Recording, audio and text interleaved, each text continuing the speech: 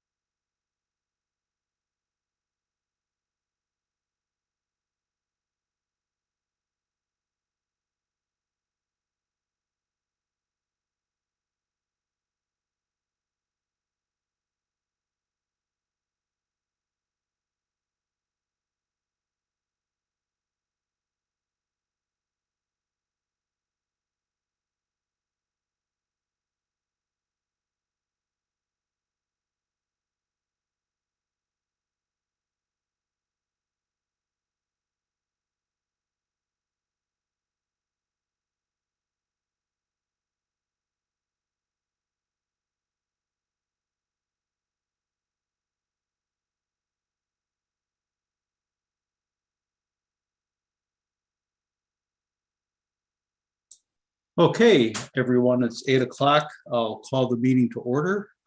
Excuse me. Welcome to all of our guests who are with us virtually today, as we are. And then Janelle, can you go through the virtual meeting guidance? Of course. Good morning, commissioners, members of the public, and staff. To help us have a smooth meeting, I'm going to review just a few decorum rules for all. Number 1, please ensure your mic is muted unless you are speaking. Number 2, please state your name before speaking. Number 3, in general, please have your cameras on if possible. You may turn your cameras off if you're experiencing technological challenges. Number 4, as a reminder, the public chat has been disabled, but you can still send messages to the host if need be, and the meeting is being recorded and streamed live on YouTube. Let's have a great meeting, everyone. Thank you and welcome. Hey, thank you, Janelle. Any announcements, Michael? No, not today, President Hubble.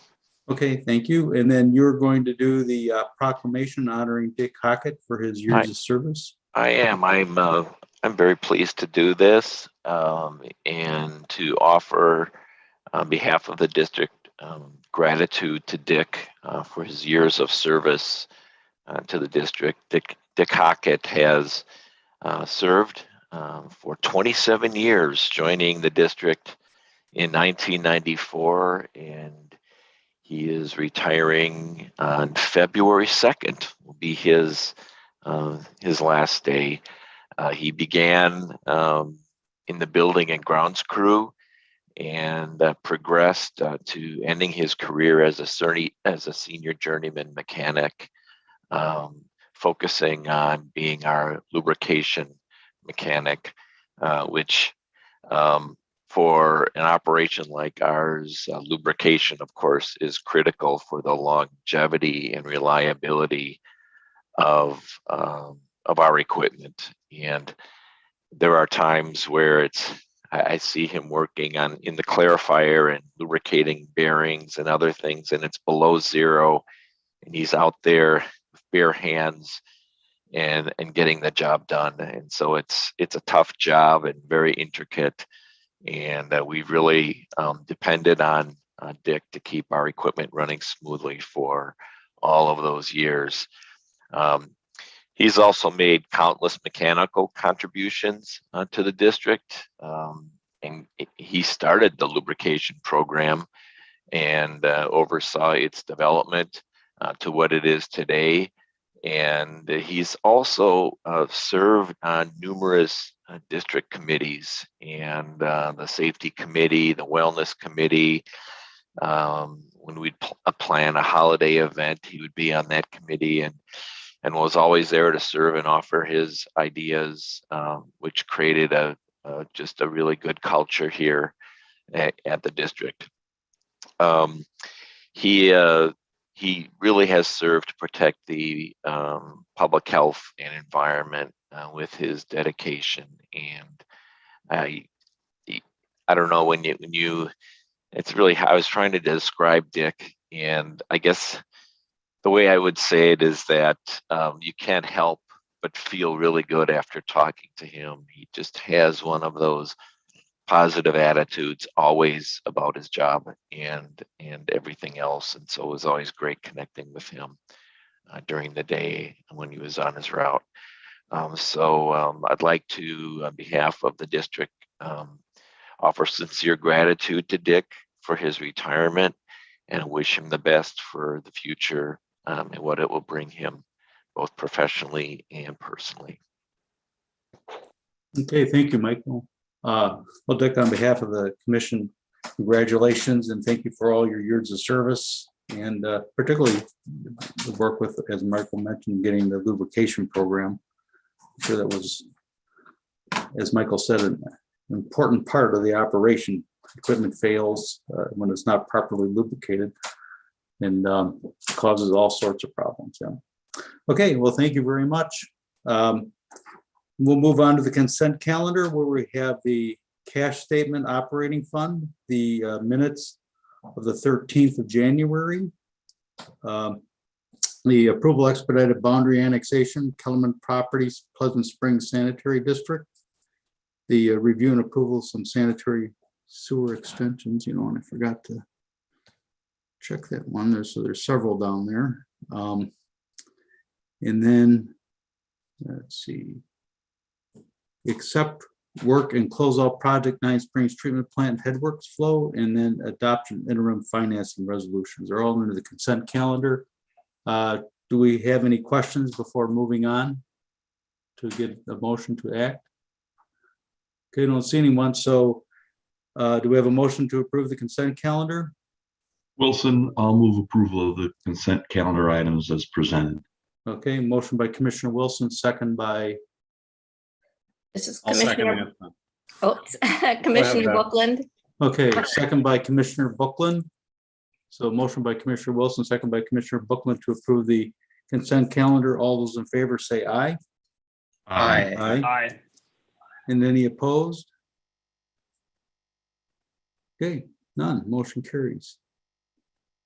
Topics, we don't have any topics. So we'll move on to the Chief Engineer and Director report. Thank you, President Hubble. And my report will be brief as well. I wanted to share with the commission, we did have a digester 6 overflow event, a treatment facility overflow, or TFO, that happened on Wednesday, January 19th and continued through Thursday, January 20th. Some of you may know that digester foaming occurs sometimes. It's seasonal, particularly in the winter months, cold winter time, and usually happens when we're feeding the digester. Approximately 500 gallons overflowed, and the area was cleaned up by staff within 2 hours with the use of the district's new hydrovac trailer. And you can just see it in the corner of the photograph I have there. This hydrovac trailer was a staff innovation, and we are looking at more effective ways to clean up a soupy mess such as this. And of course, one of the options is to purchase a $500,000 Vector truck, or a contract with the city of Madison, who has numerous Vector trucks, and pulling them off their tasks to help us with our emergency. This hydrovac trailer cost us $50,000, and we could put it to immediate use in such an event. There were no public notices required for this, so we didn't send any. However, DNR reporting is required since it is a non-authorized discharge, and this was completed. One more note is, as we talk about reliability-centered maintenance and minimizing break-in work, this is a really good example of what break-in work looks like. You see 8 crew members here, and they were pulled off 4 jobs that they were working on that run preventative maintenance schedule to do this work and clean up this spill. And every time we have a spill or break-in type work, that disrupts our effectiveness as a district, and that's why we're taking reliability-centered maintenance so seriously in how we do our operations to minimize these types of events. So with that, I'll maybe pause there to see if there are any questions.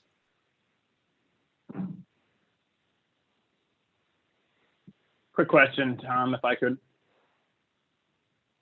Go ahead, Ezra. Michael, I just wondered, the relatively small volume of spill there and frozen ground. I'm sort of hoping and maybe assuming that we can pick up the majority of it, not sort of lose it to the environment. Is that right, or how does that play out with this time of year and this kind of a small spill? Yes, the general answer is the spill is completely cleaned up, and most of this, of course, is on impervious surface, and so it's easier to clean up. But maybe during Alan's operations report, he can provide a little bit more detail of how we handle that if it's on impervious surface, and how we do that. There are operations and protocols that we have for dealing with that. Thank you. Okay, thanks, Ezra. Anyone else? No? Okay. Are you completed, Michael? Is that it? Yes, all done. Okay. So operations report, Alan. Good morning. Let me share my screen here. Click my share. You see that okay? Okay, good. I'll just touch on the comment, the question from Commissioner Meyer on just to follow up on since before we segue into the report. Yeah, on the impervious surfaces, what we try and prevent as much as possible to keep that on that impervious surface. So you saw the use there of there's actually a concrete kind of I forget the actual term for it, but it's basically a kind of an edging around the building there that the digester there that for drip edging and that sort of thing.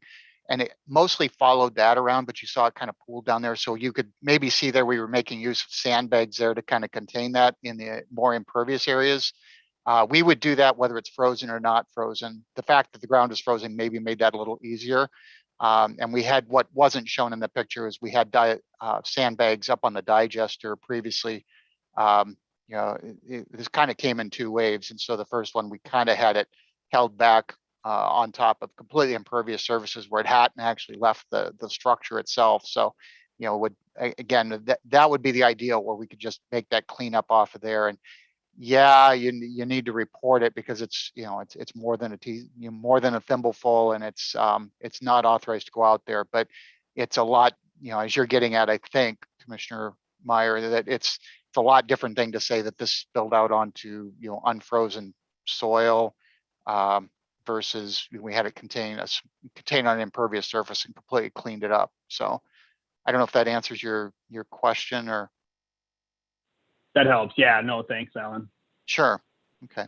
So commissioners, I'll be presenting the December operations reports. This will conclude the calendar year for us.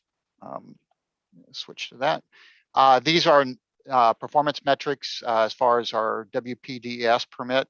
So the main criteria for the monthly limits that we have, as you can see, we were well below on most of our parameters here. All of our parameters that really can treat within plant. You know, phosphorus was a 0.32, so that's within the normal range there. Ammonia 0.16, CBOD 3.4. All of those are well below. Suspended solids at 5. We're allowed a 16 at this time of year for a monthly average. That's a pretty relaxed average. We have snapped in well below that. So pretty typical performance. The plant actually, some people ask if it really degrades in the wintertime, and it really, in many respects, it performs better for maybe a number of reasons. So chloride is the big exception where it's gone the other way. We really can't do anything to treat the chloride. That's at a 390. That's largely a function of just how dry we've been. It's a concentration limit. That's the limit we have in effect. So that's how we express it, but it actually doesn't, our mass wise, we're actually down from last year, but because we had higher flows, that limit that we're working against actually looked better last year. So I think that probably makes sense, hopefully. Any questions on this? Okay. I'll move on to the resource report. This would be for year-end numbers in conclusion. So as expected, the struvite numbers came in, continue a trend down as far as the struvite we're actually sending off-site. We're looking into a little bit more for what we potentially can find and do on that. If there's any ways to bring that back in line, if this is a temporary anomaly, it could be some factors related to the pandemic. We're not really sure. So we're doing a little bit more looking at that just within operations. It's not certainly a major priority, but it would be nice to see those numbers come back up a little bit higher. Clean water, 13.57 billion gallons. That's a lot of water, but it's, it represents a 3-year low on this. And as the spreadsheets I send out that are in your packet, I actually was looking at that. It's like, well, how dry was this year? And I kind of went back, meteorologically, I don't know that I ever heard anyone use the term locally a drought. It felt, I guess my term would be we were getting just enough. We were getting just enough. The farmers weren't complaining and that, but we certainly wasn't a wet year. I could not find any in our records going back to 1998 in our monthly commission reports that were any lower than last year as a average for the year. It stayed low all year. So so that's reflected there in the clean water. Biogas numbers pretty well tracked where we expected them to be for the year, right in line with past years. Cake production, we did not make a lot of cake last year. We had a really good hauling season. That's reflected in the MetroGo loading numbers on the spreadsheet, not this metric here. We are actually next week going to start resuming centrifuge production, so you'll see those numbers start to go up for 2022. Our MetroGo, we've got a fairly high number here as far as what we put to the storage tanks. Part of that was a little bit of, we thinned some stuff out because they had such a good hauling season. They were going so late that sludge was going out so fresh to the fields. Sometimes those polymers, when they're that fresh, they don't break down quite as quickly in the tanks, is our theory, and it can be a little bit harder to load and unload. And so we kind of agreed between the ecosystems, the haul out team and the MetroGo and ourselves to kind of run that intentionally a little bit less thick. And so that resulted in a little bit higher production. We've also, as I've mentioned before, we've had some on and off issues with getting polymers. So that also played a little bit into that. So that volume is a little bit high. There's also the fact we didn't run a lot of cake. So all of those kind of combined to result in the outtake on the biosolids. And then our reused effluent, this is our W4 effluent and on site. When you come to site and use for example, the restrooms in the maintenance facility, that's W4 water we're using there for flushing. And we use it for a lot of purposes around the plant where we don't need the high quality drinking water. We need a quality water, but it doesn't have to be drinking water quality. So we chlorinate some of our effluent. We use that. That's what that represents. We use that for things like polymer makedown and some seal water and things like that about the plant. So that's actually it. I don't know if there's any questions or concerns from the reports or the sheets that were in the packet. Okay, Ken and Beth both have questions. Alan, I was just wondering, so the district is approximately 10 million gallons a day down. this year versus like 2 years ago, does the district's electricity costs and chemical costs and things like that, do they adjust accordingly or are they Yeah. this pretty much the same or what? Yeah, that's a really insightful question, Commissioner Clark. And the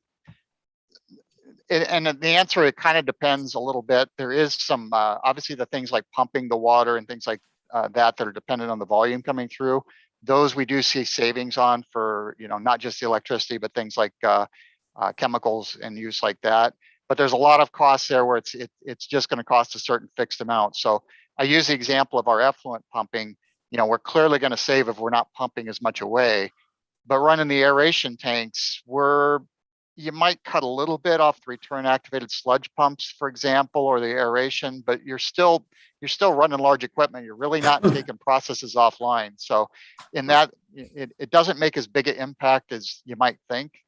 And it really is pretty much process specific if you get that far. But in general, I would say, yes, we do see some savings from that. So.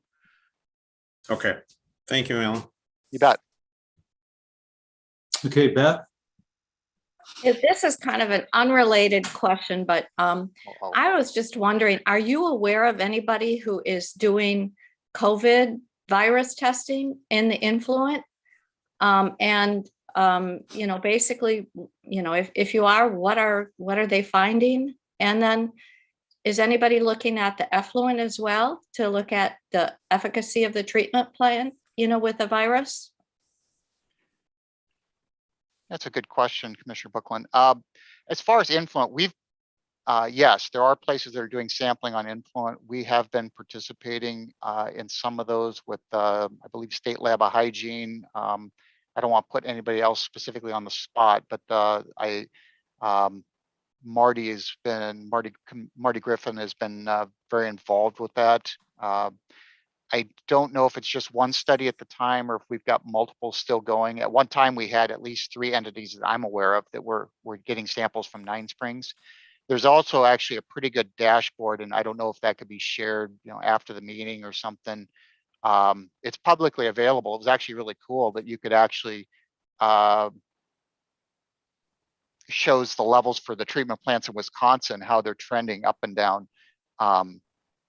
And I thought it was really cool to play with. In fact, I had sent that out to some other people that are just geeky interested. So how it parallels and even this fall, it's like, I'm not a big fan of the masking and the everything, but you could kind of see it in August. The numbers were starting to trend up. It's like, this is coming, whether I like it or not. And you could just see it coming. And nationwide, they've been doing that as well. So that's all on influent. I guess you also asked about effluent. To my knowledge, I'm sure somebody's tested effluent, but to my knowledge, we haven't been involved with any of that. And I wouldn't necessarily expect a lot of different. I know that there were some early studies looking at where's the ideal place to get a sample. Is it in the influent itself? Is it in the primary clarifiers? Does it settle out? So there were a lot of questions in that respect. And I can't give you a good answer as far as where that went. Amanda looks like she's maybe got some. Yeah, Amanda, you have your hand up. Yeah, I do. Commissioner Bookland, we actually just posted a blog on the sewer district website this morning about the COVID testing. So you can grab the link to the dashboard and a little bit more background information there. And I think that will answer at least some of your questions for the influent piece of it. Great, thanks. Very timely question, it turns out, Yep. Commissioner Bookland. Thank you, Amanda. Okay, anybody else have any questions? Okay, I had one, Alan. On the struvite, are our ammonia and phosphorus or magnesium, whatever it is that combines to make struvite, have they been normal or are they seeing them high? Or, compared to what they would be, given the fact that we're 100 tons even below last year's level? Mm-hmm. Yeah, in answer to your question, President Hovell, those values are largely in line with what they have been. We kind of talked before, mentioned some possibilities. We could have some things going on, like some speciation factors that are going on with the phosphorus that are getting into the weeds a little bit, but could be impacting our ability to turn chemically react that phosphorus. We've seen an uptick in phosphorus total, but we haven't seen to the plant, but we haven't seen, obviously we've gone the opposite direction on production. So that would indicate something else is going on there a little bit. But yes, those other components are still fairly much in line. We are seeing, kind of working with our process and research engineer, we were talking about this yesterday, and one of the things, that really gets into the weeds, but it's the concentration of what we're feeding the system. It's a more efficient reaction at a higher concentration. So ideally, we want to concentrate these feed components as much as we can. And a lot of that comes into when we first started the system, we learned a lot about dilution streams and dilution water. And so, that's part of the reason we were planning to retire our dissolved air flotation unit, or DAF, sometimes gets referred to. We kind of converted that and brought that to retirement, do some pre-thickening. So there's some of those things we have recognized and done. But with the lower flows come down, that gets down at below, your normal limits for some of your equipment, you're actually having to run things like your return activated sludge pumps faster than you might ordinarily allow in proportion to the flow coming in. So that means those streams are thinner, they're more dilute. And so then when we do those thickening operations and the feed operations, it's a less concentrated stream we're actually having to feed, because we can't, we're limited at the bottom end because some of these other factors. So which kind of makes you shake your head, because it's like it could be completely unrelated factors, like the fact that it's fairly dry, that could be playing into this. But I heard a comment I liked once at a conference that a wastewater plant's like a spider web. It's like you cannot touch a single part of it without impacting everything. Everything else moves. So it's it's that thinking through, what if I change this, what else does that impact? So we're trying to seek answers to that to get to the bottom of that a little bit better. So and there is a little bit of nuance here as far as how these are in they're very crude increments. So we ship a truck, it's 20 tons. And so if that truck goes out on 31st of December, it's 2021. If it goes out on 2nd of January, it's 2022. And so a few of those just, so that's why I don't get too focused on, 20, 40, 50 tons. But, this is a big enough difference. It's got my attention. It's got yours, obviously, as well. Yeah, okay, thank you. Yeah, over 100 tons, that seemed, from 2020 even, which was down. Yeah. Okay. I think that wraps up the operations report. Paul, you're on regulatory and legal. Yes. So today, I just want to talk a little bit about legal items that we've been involved in, and this kind of wrapped up through the end of December, a number of regulatory issues. We had looked at the PFAS comments with Marty, and there were some biosolids questions there as well.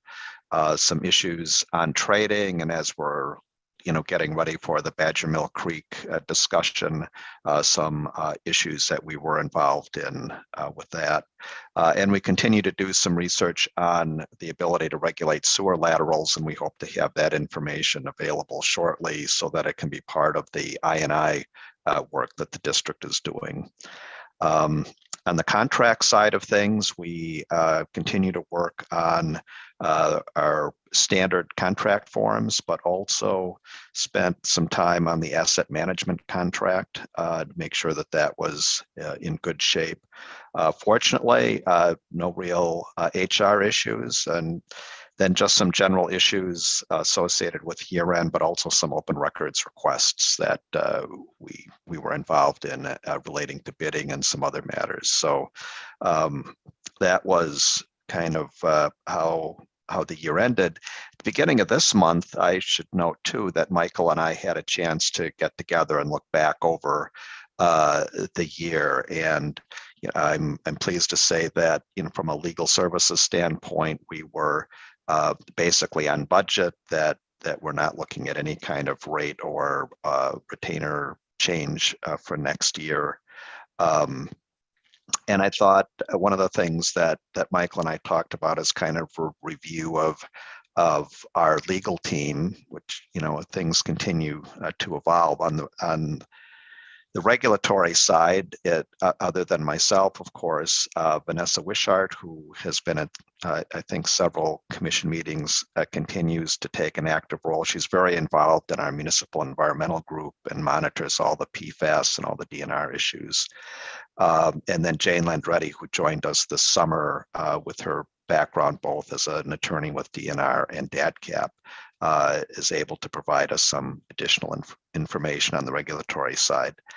On the HR side, we were pleased to hire Pam Plur earlier this year. And as I mentioned at the time, she had not only served at another law firm in that capacity, but had worked as in-house counsel, which was primarily HR, but a lot of other issues. And so as we get into our contracts and real estate team, Eileen Kelly does most of our real estate items. But we also have Chris Hughes, who was our just recently stepped down as being managing partner of Stafford and is involved now with a lot of both real estate, utility, and contract issues. And so he is working with Eileen on that. But Pam has also been able to provide support on a number of contract issues, particularly some of the IT issues and things that have come up recently. So she's been able to plug in there as well. And then on the kind of general municipal side, when I've got questions about, development agreements or open records issues or those kinds of things that I've need some backup on.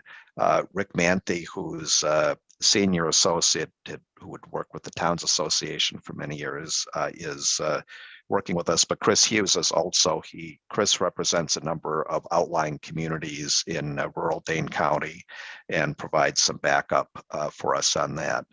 And that's been really helpful. I think I mentioned earlier that Dick Eady, because of some family health issues, has moved into full retirement. So having Rick and Chris be able to provide some backup on municipal matters has been very helpful. So, as we go into 2022, I feel like we've got a really good team to help with district issues going forward, and look forward to continuing to work with you guys. Okay, thank you, Paul. Any questions for Paul? I see a thumbs up from Tom. Okay. And I want to say Paul's done a really good job of just coordinating. You can see the body of work here and how much legal work is done, and Paul does a really good job of resourcing his expertise and of his team, and that's really helped us. Okay. Good. Thank you. Okay, that will move us on to future meeting schedule. That's in the packet. Any future agenda topics? I don't see any hands. And then other business. And Tom? I will move we adjourn. Oh, wait. Sorry, both something. Toms. I was a little slow on the draw there, but really quick on an upcoming meeting topic. I know Michael has heard about this from our subcommittee chair, Commissioner Eskridge, but we next meeting will talk to you all about where we as a subcommittee and where Michael and staff are at on some of the pieces of the CED annual review and performance evaluation, 360-degree, all of that constellation of stuff. We'll have a bit of an update, I think, next meeting if Janelle and Michael are able to get that on the agenda for us for 2 weeks from now. Thank you. Thanks Sorry, for the Tom. update, Ezra. Back to you. I would now move that we adjourn. I'll second. Motion by Commissioner Wilson, second by Commissioner Meyer to adjourn. All those in favor say aye. Aye. Opposed? None. Motion carries. Thank you, everybody. Thank you. Enjoy the weather. Everybody, have a good day. Bye. See ya.